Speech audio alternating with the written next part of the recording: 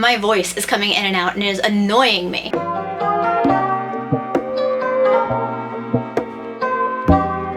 Hey besties, and welcome back to another Monday video where we talk about things that are overly marketed, be it MLMs or just super influencer hyped products. Call it Triple M Mondays, marketed MLMs and miah. If you've been online at all in the last few years, you've probably seen a BetterHelp ad, or 5, or 50. Let's be real here.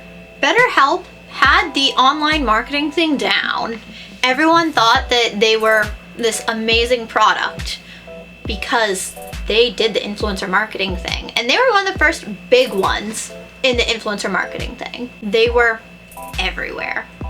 But just because a brand is everywhere, does that mean that they're good? Over the last year or two, we've heard about lawsuits coming out against BetterHelp. I know, I've heard about it. I got a refund for it because yes, I was somebody that actually used BetterHelp. I'm not sponsored, and you're gonna find the real truth. What BetterHelp really is at the end of the day, from my experience with it. Keep in mind, I used it back in early 2020, and for me, it was pretty much just an online chat. I'll be honest. You could do video calls or phone calls, but everyone that I was partnered with, it was just online chat. And I feel like in the defense of the therapists, they were stretched very thin. You could tell that they were getting their clients confused with each other. They were stretched very thin because at least at that point, there weren't a huge amount of therapists on the app. I signed up on April 2nd, 2020. So yes, technically at the beginning of the pandemic, I was struggling a lot because I was supposed to move to Los Angeles and then the pandemic hit and everything in my life pretty much abruptly changed. I'm looking at the emails right now. On April 2nd, 2020, I got matched with a therapist. On April 9th, 2020, I got assigned a new therapist because mine was no longer taking clients. Even though just a week ago I had matched with her, I had started the online chat with her, and then in the span of just a week, I got assigned to someone new because she wasn't taking clients anymore, even though she'd already taken me. When I signed up for BetterHelp, I had a free month trial. So I got the entire month of April for free. That's why I did it. I don't know why I had a free month trial. I don't know if it had to do with the pandemic, so they were offering extra discounted trials, but I got a free month, so that's why I tried it. On May 5th of 2020, I got an email from them saying that my card was charged for $45 a week, but billed monthly.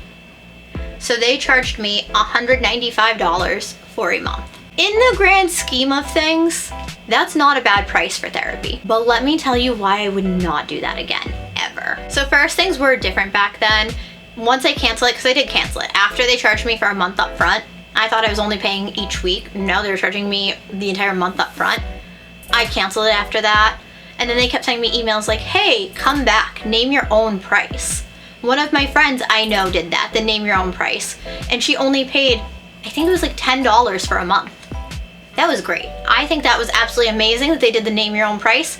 I think if they did that all the time, then it would be a completely different ballgame, and it would be something that I would advise for. But this isn't it. I see my prescriber once every 90 days. My prescriber also does therapy. I could tack therapy on.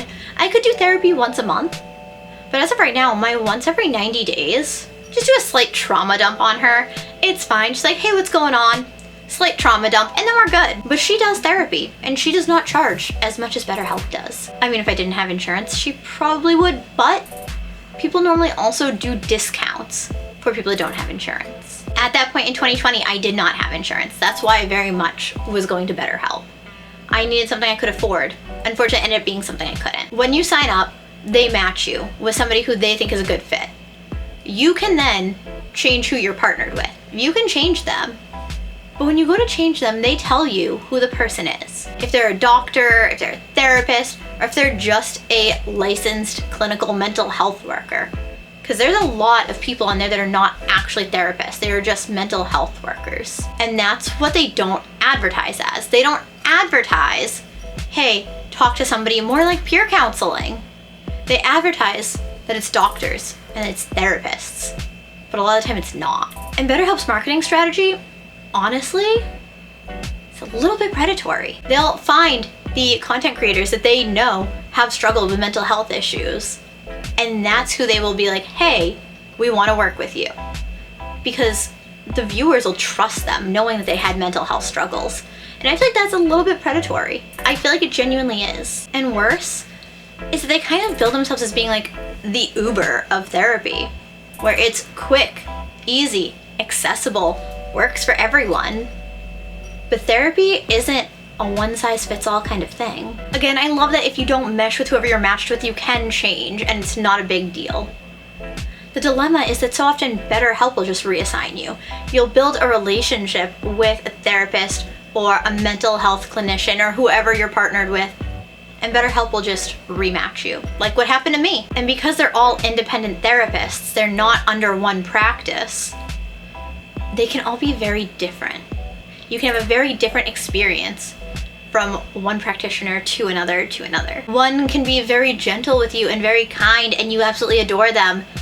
And then you can be moved from them to match with somebody that's very harsh and very much tough love and Dr. Phil style. Plus, let's not forget about their issue with sharing people's data, which I think is something to really always keep in mind. Again, there's been class action lawsuits. BetterHelp has changed what they share and how much they share, and I do have to give them credit for that, but their reputation is still ruined from that. There's still always that, yeah, there was a lawsuit because they leaked all of our data. As someone that hasn't used it since 2020, for this video, I decided to see how easy and accessible it actually would be to use it nowadays. So using burner emails and fake names, I made a profile. So it was going to be $65. But they did have this option of if you can't afford therapy to do financial aid. So I went through it and I fudged things a little bit, but with fudging things, they were only willing to give me 10% off for financial aid, $58.50 a week. So I started a new one. They do the normal, do you have depression screening, which y'all can see my answers here. That's fun. This is all with burner emails, burner names, just fake accounts set up just to see how the startup goes for these now. I do like they ask what you want help with in therapy. But again, it was going to be $65. So I figured since they don't ask for any proof, why don't I just say $0? I make absolutely nothing and see what they gave me. And saying I made absolutely $0 and I had nothing to my name, they only gave me 25% off, roughly $50 a week. May I remind you that back in 2020, it cost me $45 a week. And that was the normal pricing, not discounted pricing. $45 a week was normal pricing in 2020. I'm gonna be honest, I'm going to be fair. It's not all bad. BetterHelp isn't fully a scam, if you ask me. If you are very anxious about doing actual therapy, if you don't have insurance, if you don't have a lot of therapy options, if you don't have transportation or a way to get to therapists, it can work for you. It can be a good option for you, especially if you don't have insurance. If you do, again, my prescriber offers I can do therapy through her. I can literally just video chat with her for therapy. As it is currently, I can message my doctor at any point. I have messaged her at several points and just been like, hey, this is what's going on. The messaging option is great, but most therapists offer that now. Most therapists offer virtual now. The biggest thing is the cost if you are uninsured. That, I think, is the biggest thing that BetterHelp does have going for them. If you're insured, then BetterHelp is same if not more expensive than going to a therapist. If your insurance covers mental health. Mine does, luckily. There's just that nasty deductible that I have to pay before it covers anything. But health insurance is a whole different scam that I could talk about. But if you don't have insurance, then yeah, I can see BetterHelp being a great option for you. If you're nervous about therapy, yeah, I could see BetterHelp being a good way to dip your toes into therapy. I definitely think to ease into therapy, it is a great idea. I just think that a lot of BetterHelp's biggest selling points are now available from a lot of mainstream therapists. I do, though, love that BetterHelp lets you change therapists without any issues if you don't mesh. I really, really love that. Most practices don't do that. Most practices have a long waiting list and you can't just move therapists if you don't mesh. So I love that BetterHelp does that. That is a very big win for them in my book. As someone that did BetterHelp, would I recommend it to somebody? Honestly, I probably wouldn't. Again, if you don't have insurance, then yes, I would say, hey, try them out first. You can see that even when I lied about how much money I had, I wasn't getting as much financial assistance and it was still expensive. But all mental health is expensive. And that, I think, is the biggest issue. The biggest issue is how much businesses have just commercialized mental health and the mental health crisis. Nowadays, there's therapy apps everywhere. There's courses to do a quick fix for your mental health. We see subscription-based self-care and self-care apps and like, hey, do this to take care of yourself, because now mental health is something we can make money off of. Just because you keep hearing the words BetterHelp doesn't mean that they're the best option. It just means they're the loudest voice. BetterHelp is a good fit for some people. I'm sure it is. But BetterHelp isn't a universal solution. If you are considering therapy, there's so many options out there. See if your insurance covers mental health, and if it does, reach out to your insurance and say, hey, what providers would you recommend?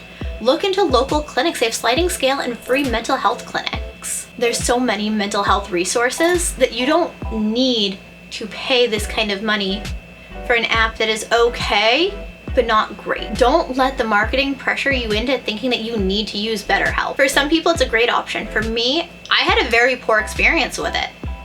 I was shuffled. I'm pretty sure that over the time that I was in the app, which was 2 months, I was assigned to 4 different therapists. 4. Over 2 months. BetterHelp is definitely overly marketed.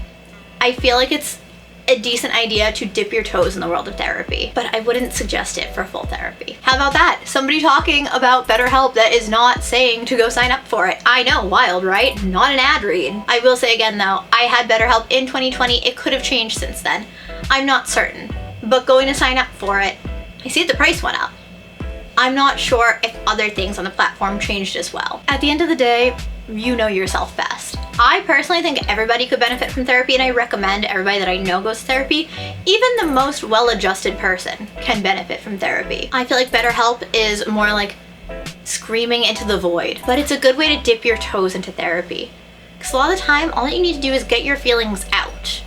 You don't even need the therapist's advice. You just need to get your feelings out and process it. Obviously, you know what works for you. If you think that BetterHelp will be a great resource for yourself, by all means, do not let me deter you from it.